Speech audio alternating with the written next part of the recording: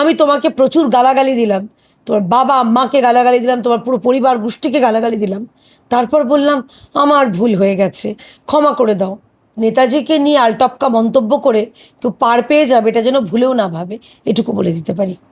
বিরুদ্ধে ইতিমধ্যেই এফআইআর হয়েছে এবং তার সাঙ্গপাঙ্গ তাদের গ্রেপ্তার হয়েছে। তো যখন কান টানলে মাথা আসে, কানকে টানা হয়েছে, এবার মাথাকেও টানা হবে।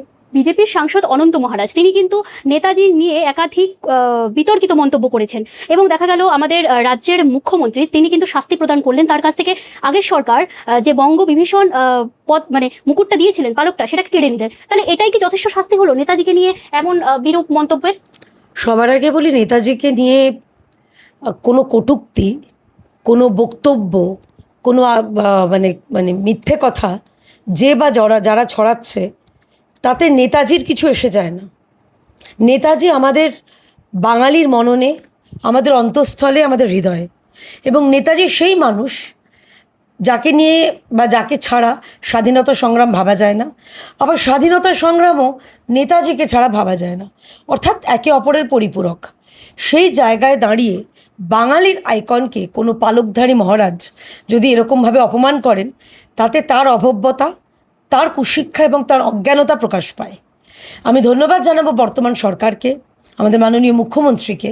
ওই বঙ্গবিভূষণ যেটা কিনা মমতা ব্যানার্জির আমলে দেওয়া হয়েছিল সেটাকে ফেরত নেওয়ার জন্য, বা বলা ভালো কেড়ে নেওয়ার জন্য।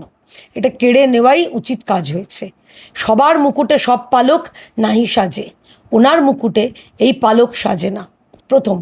আর দ্বিতীয় হচ্ছে, আমি ধন্যবাদ জানাই পুলিশ প্রশাসন এবং কোচবিহার পুলিশকে বিশেষত, কারণ তারা ইতিমধ্যে এফআইআর একটা লজ করেছেন এবং তারপরে কীরকম সাজা হবে দেখা যাবে।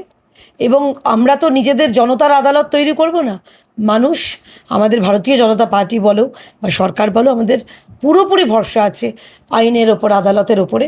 আদালত যেরকম মনে করবেন তার বিরুদ্ধে সেরকম ব্যবস্থা নিক, কিন্তু ভালো কঠোর ব্যবস্থা হোক, এটা চাই।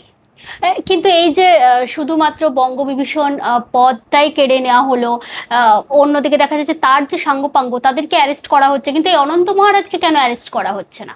এফআইআরটা তো লজ হয়েছে না, তোমরা তো সাংবাদিক, তোমরা তো প্রসেস জানবে। সব কিছুরই তার প্রসেস হয়। তিনি নিজে একজন সাংসদ, তার বিরুদ্ধে এফআইআর আগে পারমিশন লাগবে, এবং সেই এফআইআর এখন হয়ে গেছে, এফআইআর লজ হয়ে গেছে। এরপর আইনের মতো ব্যবস্থা নেবে। মানে তুমি যদি এখানে বসে বলো যে আমি অমুককে এক্ষুনি জেলে পুরে দেবো, তোমার ইচ্ছাতে তো হবে না, এটা তো তৃণমূল জমানা নয়। কিন্তু হ্যাঁ, বাংলার কথা, বাঙালির আবেগকে যে আঘাত দিয়েছেন উনি, তিনি ক্ষমা চাইলেও তার মানে একটা গালাগালি দিলাম তারপর ক্ষমা চেয়ে নিলাম, এটা কোনো ব্যাপার হতে পারে না, এটা কোনো মানে ট্যাকটিক্স হতে পারে না। আমরা দেখেছি ইতিমধ্যেই অনন্ত মহারাজ নাকি বলে যার কথা, তিনি, তার বিরুদ্ধে ইতিমধ্যেই এফআইআর হয়েছে এবং তার সাঙ্গপাঙ্গ তাদের গ্রেপ্তার হয়েছে। তো যখন কান টানলে মাথা আসে, কানকে টানা হয়েছে, এবার মাথাকেও টানা হবে। এবং উনি দেখা যাচ্ছে যে একটা ভিডিও বার্তা করে সেখানে কিছু দেখে, কাগজে লেখা আছে সেই দেখে ক্ষমা চাইছেন। সেটাই তো বললাম আমি, যে উনি ক্ষমা প্রার্থনা করলেও তার আগে যা ইচ্ছে বলে দিলাম।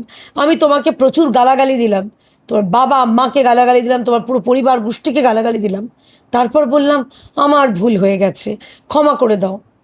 তো এটা তো এই ট্যাকটিক্সটা হতে পারে না সবসময়। যা ইচ্ছে বলে দেওয়া যায়, তারপরে ক্ষমা চেয়ে নেওয়া যায়। নেতাজির ভাবাবেগকে উনি বুঝতে না পারলেও বাঙালির ভাবাবেগকে উনি আঘাত এনেছেন, এটুকু বলতে পারি। সাংসদ পদ কি খারিজ হবে না তার? ভাই, আমি তো এটা, তুমি অধ্যক্ষকে জিজ্ঞেস করো।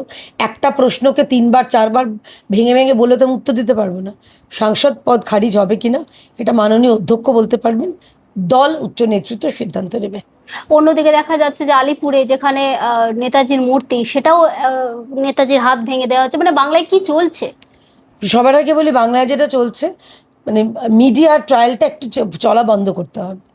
ওখানকার লোকাল যারা রয়েছেন, ওই যেখানে নেতাজির আবক্ষ মূর্তি, সেখানে উল্টো দিকে আমরা যেটা খবর পেয়েছি, বললো যে 2-2.5 মাস আগে সম্ভবত কোনো এক প্রাকৃতিক কারণেই ওটা ভেঙে পড়েছিল। বরং পার্টির ছেলেরা ওই মানে আমাদের তিরঙ্গা পতাকা দিয়ে বা কোনো সামাজিক কাজ করে এমন ছেলেরা তিরঙ্গা পতাকা দিয়ে সেটাকে ঢেকে রাখার বন্দোবস্ত করেছে। তো সেরকমই হয়েছে। তো এরপরে নিশ্চয়ই সরকারের তরফ থেকে বা যে কোনো স্বেচ্ছাসেবী সংগঠন ওই আবক্ষ মূর্তিটাকে নতুন করে সুন্দর করে গড়ে দেবে।